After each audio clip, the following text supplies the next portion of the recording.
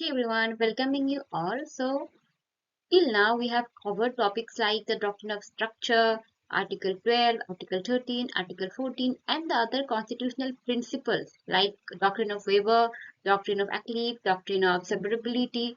So, till now, whatever we have learned, whatever we have studied together, today we are going to answer some of the question or some of the MCQs which will determine whether we have understood the concept or not. So today I have prepared 10 questions, that is MCQ, and we will understand if we remember the core points of the things that we have learned till now or not. So you can just pause the video and answer it by your own, and at last you can count your numbers and you can comment it down how much you have um, get by answering all the questions. So we will start with the first question itself.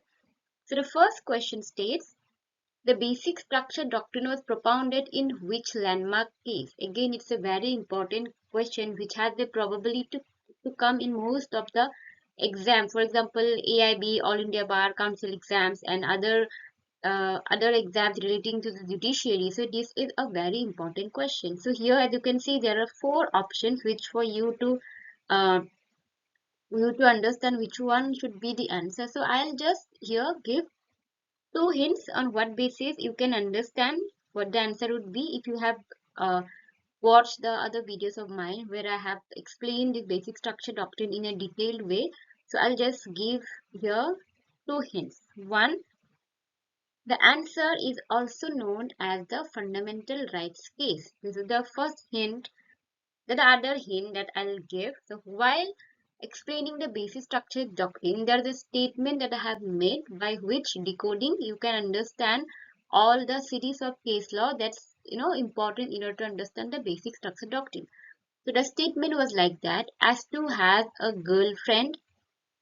So rest is not necessary for us to remember this answer. So here girlfriend is a very important being, so you cannot ignore her in any case. So here also, as in my last video where I have explained, by the initials of the word you can refer towards the case law. So here, that's up to you how you can memorize the answer. So I have given you enough time to give the answer by your own. I hope you have paused the video and said by your own. So I have answered, I have explained it. So today, now we are going to reveal the correct answer to this question. So the basic structure doctrine was performed in which landmark? It was in Kesavananda Bharati case, which is also known as fundamental rights case. So the word that I have mentioned, GF here, this I have explained in my basic structure doctrine video. So here, option B would be the right answer here. So let's move into the next question. Which of the following is not considered a part of the basic structure of the Indian Constitution? So the points are given: supremacy of the Constitution, parliamentary system of government, directive principle of state policy, power of parliament to amend any part of the Constitution. Again, the important thing that you need to remember it is 42nd and 24th amendment. So if you know what this is all about, you'll be able to understand the answer. So that's a kind of hint which you can relate in understanding or in answering this question. So now I'm going to answer the question. Which of the following is not considered a part of the basic structure of the Constitution? Supremacy of the Constitution, yes, it is a part of the basic structure of the Constitution. Parliamentary system of government, it is a basic structure, part of the basic structure doctrine. Directive principle of state policy, this again is part of the basic structure doctrine. So which is not? Power of parliament to amend any part of the Constitution. This is relating to this 42nd and 24th amendment of the Constitution. Again, this has importance and may come in many questions. So this is our second question. Third, we have under Article 12, which of the following is not considered state? So while explaining state, there are four requirements that I have mentioned which made an organ a state.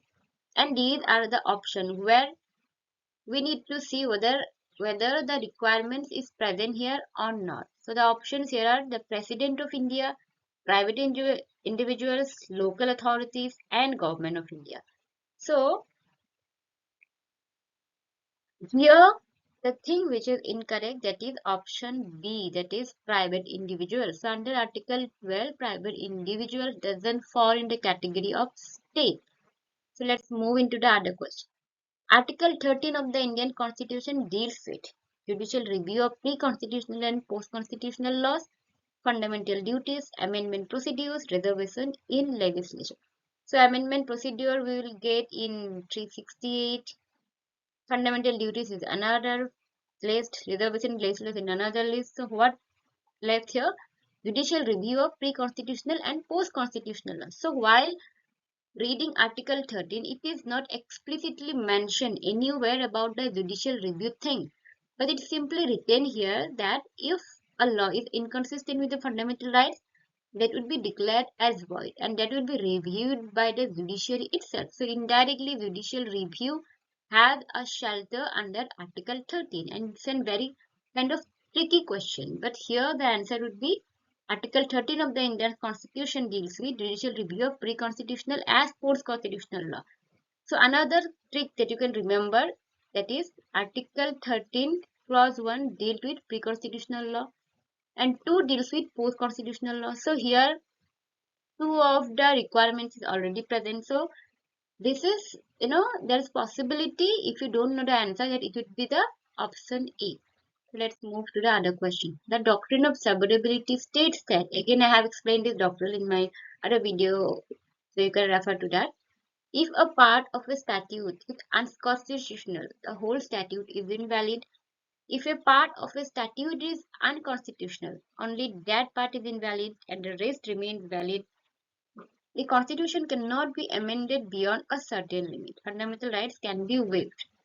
So these are the options we have. So while preparing the video for Doctrine of Severability, I have showed some picture, that is a tumor and a heart. So with that I have relatively explained this doctrine. So the first option says if a part of a statute is unconstitutional, the whole statute is invalid. It's incorrect. If a part of a statute is unconstitutional, only that part is invalid and the rest remains valid. So here this would be the correct answer in this manner. So let's move into the next question. Which case is associated with the doctrine of severability? With A.K. Gopalan by the State of Madras, R.M.D.C. Chandra Bogala of the Union of India, Maneka Gandhi of the Union of India, K. Subbaranjan Bharati, State of Kerala. Again, I have made it very clear which are the case laws that have importance relating to the doctrine. So the answer would be option B, R.M.D.C. versus Union of India.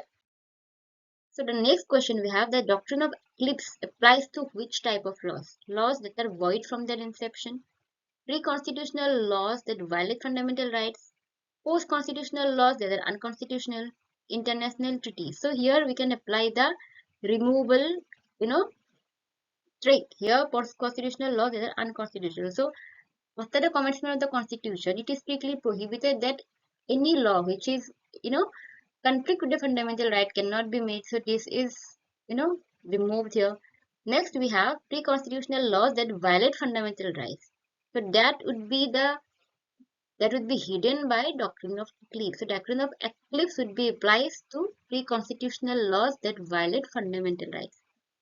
Next question we have, which case is associated with the doctrine of eclipse? So while again, explaining this, I have made sure which are the case laws where for the first time the doctrine was explained in a broader manner. So this would be option 1, that is Gazi Narayan Thakral versus State of Madhya Pradesh, and it is relating to the doctrine of eclipse. The next question we have, the doctrine of waiver states that a person can waive their fundamental rights if they wish. Fundamental rights cannot be waived. The government can waive fundamental rights. Only parliament can waive fundamental rights. This again I have explained in my video. So parliament or the other organs in any case or the person itself cannot waive off his fundamental rights given to him. They are so fundamental that even voluntarily they cannot, shrug off the rights that have been wasted upon them. So the option would be here 9B, fundamental rights cannot be waived. The doctrine of waiver states that. The next question we have are In which case was the doctrine of Waiver rejected? Vaseshwar Nath, Commissioner of Income, Shankari Prasad, President of India, Kesavananda Bharati, State of Kerala, A.K. Copeland versus State of Madras. So there were two case laws where this statement that if 10 fundamental rights can be waived or not has been explained, and this is one of them where it was stated that fundamental rights at any cost cannot be waived off.